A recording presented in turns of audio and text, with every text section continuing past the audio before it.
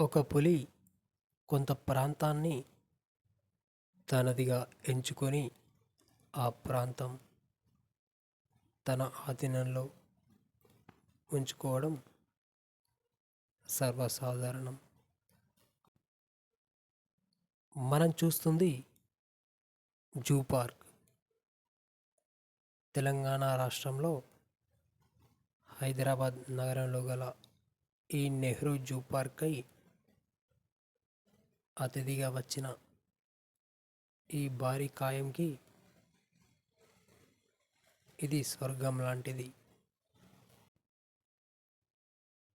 పిల్లలు గల తల్లిపులికి వాటి రక్షణ, ఆహారంకై యుద్ధం మరియు వేటాడటం అనివార్యం. పిల్లలు గల ఈ తల్లిపులి ప్రొవైడర్గా మరియు ప్రొటెక్టర్గా 2 రోల్స్ ప్లే చేస్తుంది. ఒక పులి దాని ఇలాకాని ఎంచుకోవడం అనేది ఆహార లభ్యత, దాని జీవిత భాగస్వామి లభించడంపై ఆధారపడి ఉంటుంది. పిల్లలు గల పులులు పూర్తిగా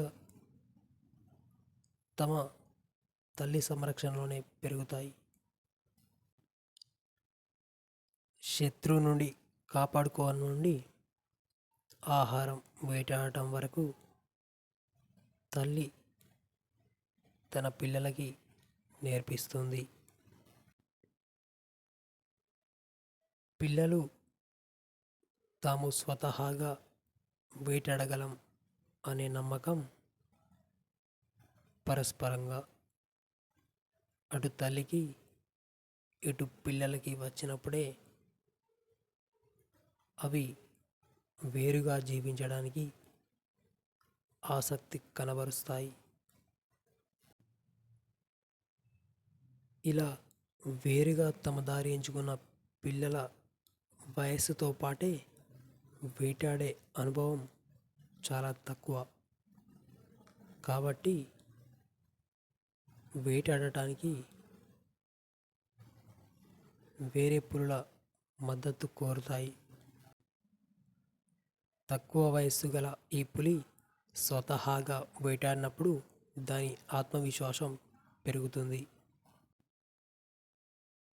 ఆహారం అయ్యే జంతువుల దృష్టి పడకుండా నక్కి అకస్మాత్తుగా వెనకాల వైపు నుండి దాడి చేయడం వీటి ప్రత్యేకత.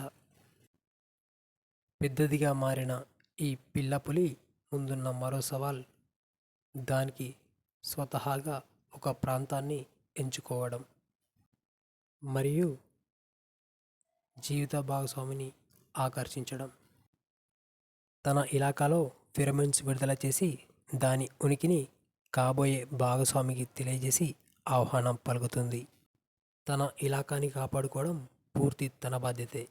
వేరే పులి తన ఇలాకాని స్వాధీనపరుచుకునే సాహసం చేయవచ్చు. ఇలా వచ్చిన పులితో సంధి అనేది ఉండదు. ఓడాలి లేదా ఓడించాలి. ఎలాంటి విపత్కర పరిస్థితినైనా ఎదుర్కొనేందుకు సంసిద్ధంగా ఉన్నప్పుడే ఈ ప్రకృతిలో మనుగడ అనేది సాధ్యం. అది పులైనా మనిషి అయినా.